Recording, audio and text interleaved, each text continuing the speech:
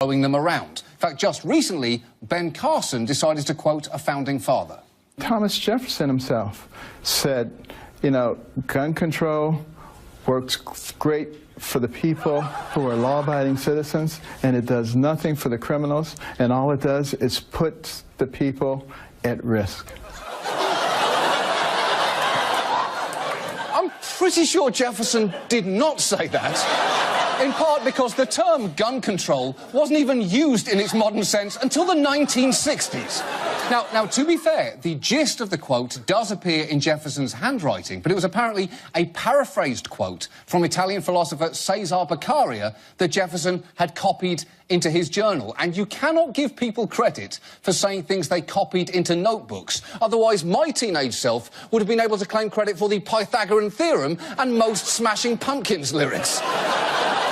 But Carson is just one offender. In this election cycle alone, BuzzFeed found that Mike Huckabee, Scott Walker and Rand Paul had all misquoted great American figures, which may seem like unpresidential behaviour, were it not for the fact that a surprising number of presidents have done the exact same thing. I came upon this quote by Abraham Lincoln. I am not bound to win, but I'm bound to be true. The principles so eloquently stated by Abraham Lincoln, quote, you cannot strengthen the weak by weakening the strong. Mr. Lincoln once said that you can fool all of the people some of the time, and you can fool some of the people all of the time, but you cannot fool all of the people all of the time. Lincoln never said any of those things. None of them. Nor did he say, as this tank top sold on Etsy would have you believe, 47 beers ago. Not that either. And the internet is only making this epidemic of misattributing quotes worse. Representative Jody Heiss spent his 2014 campaign covering his Facebook page and Twitter feed with completely inaccurate quotes from the Founding Fathers, like this one, which reads, most bad government has grown out of too much government, which there is no record of Jefferson ever saying. In fact, it sounds much more like something Ayn Rand would have said, but, you know, using around 80,000 more words. But that is the problem with memes. If you have the right font and the right photo, any quote can seem real. And I'll tell you how I know that, because for years now, you may have seen multiple photos of me comparing gun control to airport security. It's an interesting thought. Here's the thing, I never said that. Even though I've now seen it so many times, I'm starting to genuinely wonder if I did. Because with just a few minutes of photoshopping, you can make it seem plausible that anyone said anything. For instance, did you know Alexander Hamilton once said, I'm not here to make friends, I'm here to win. Or that Marie Curie said, after the show, it's the after party. After the party, it's the hotel lobby. I mean, they didn't say either of those things, but admit it, there is some small part of you that now thinks they might have done. It seems we have got a decision to make at this point. Either we care about the accuracy of quotes and make sure that they're correctly sourced, or we don't care at all. Which is why we have created a website called definitelyrealquotes.com, which will generate random misquotes from historical figures such as Thomas Jefferson saying, yeah, I pronounce it Paschetti. Why? Is there another way? Because if quotes no longer have to be real, they should at least be fun. So please go online to definitelyrealquotes.com, hit the Deliver Me Some Wisdom button, and share the misattributed quotes with the rest of the world. And in the words of Adolf Hitler, that's our show. So thank you so much for watching.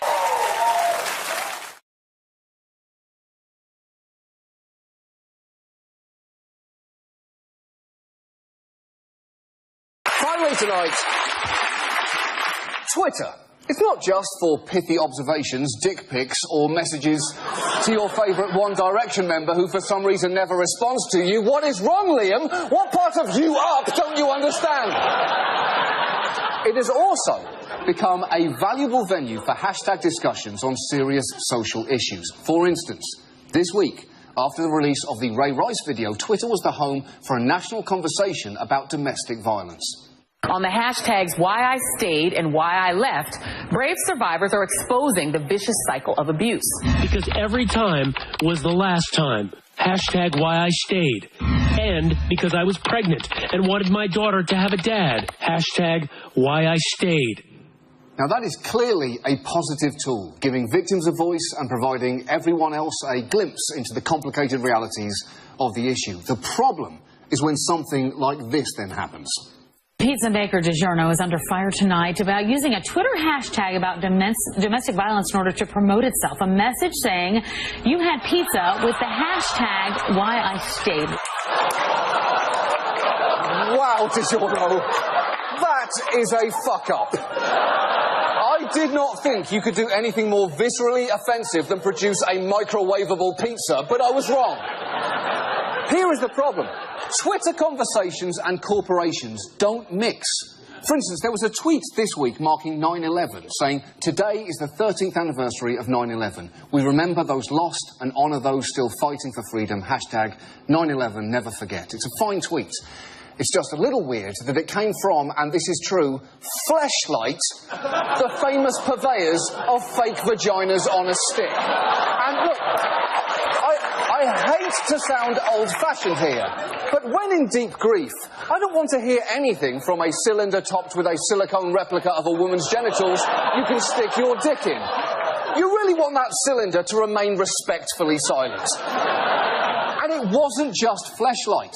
The Build-A-Bear Workshop tweeted this picture of a bear wearing camouflage, and Medieval Times posted this image. Oh yes, those horses will never forget where they were on 9/11, presumably because they were in a dark basement in New Jersey being fed rotten carrots by a suburban teenager dressed as a squire. But that's not the point. That's not the point. Look, companies, your silence is never going to be controversial. No one will ever go, "I can't believe it, Skittles didn't tweet about 9/11 yesterday. They must support terrorism, I'm never eating them again." And yet, companies keep trying to get involved in conversations they have no business being in. On Martin Luther King Jr. Day, Pop Chips posted a quote referring to him as an eternal poptimist. On Pearl Harbor's anniversary, SpaghettiOs tweeted this picture of a SpaghettiO holding an American flag. And when Casey Anthony was acquitted and not guilty was trending, Enterman's got involved, tweeting, "Who's hashtag not guilty about eating all the tasty treats they want?" Not only is that offensive, it's basically pointless.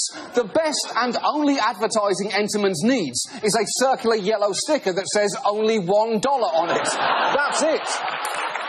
Because that's what corporations don't understand. Twitter is a cocktail party where friends and strangers can meet and chat. Corporations don't belong there. It's like having Tony the Tiger burst into a conversation and say, "They're great!" Right, guys? Whatever you were talking about. Tony, we were talking about Meghan's abortion. What is wrong with you? Why are you even here, Tony? Get out of here, Tony!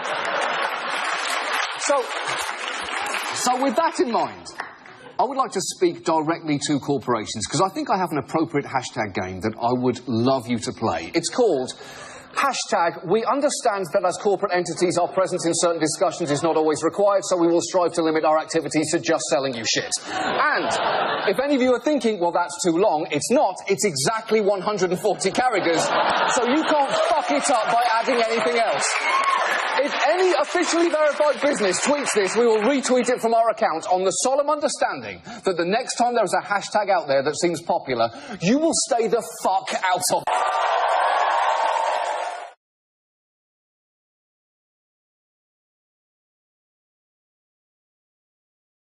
Fallouts from Brexit, the name for both the UK's decision to leave the European Union and, I'm sure, at least one baby in Brooklyn. Brexit, you put down your kombucha and you come here now. Now, the UK has had a dramatic few weeks. Prime Minister David Cameron has stepped aside and his successor Theresa May has taken over. And while it's clearly too early to know exactly what kind of leader she'll be, one of her first appointments was not really reassuring.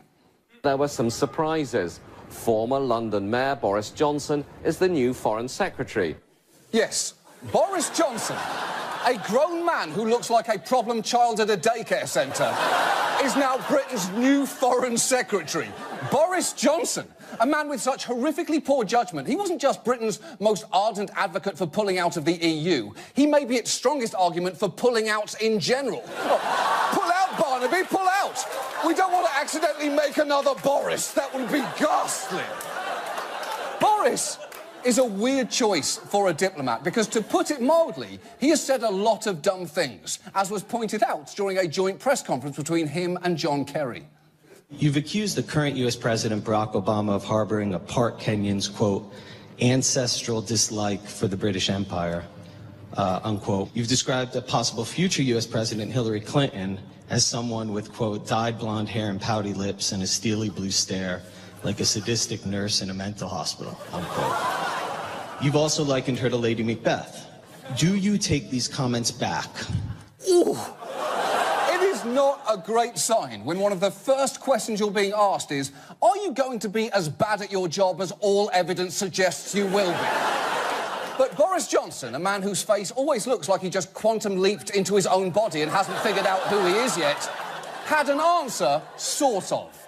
I'm afraid that there is such a rich thesaurus now of things that I've said that have been, one way or another, through what alchemy I do not know, somehow misconstrued, that it would really take me too long to engage in a full global itinerary of apology to all concerned. Now, interestingly, that is the exact sound that the Oxford English Dictionary makes when you put it in a blender.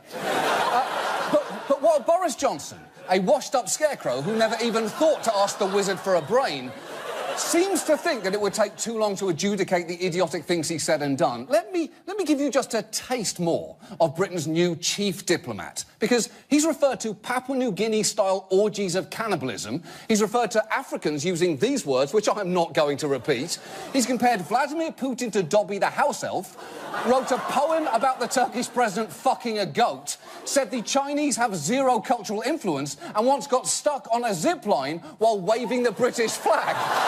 But at least in that example, he's only hurting himself, specifically his genitals, or his Boris Johnson, if you will. But watch what he did in an exhibition rugby match to a 10-year-old Japanese child.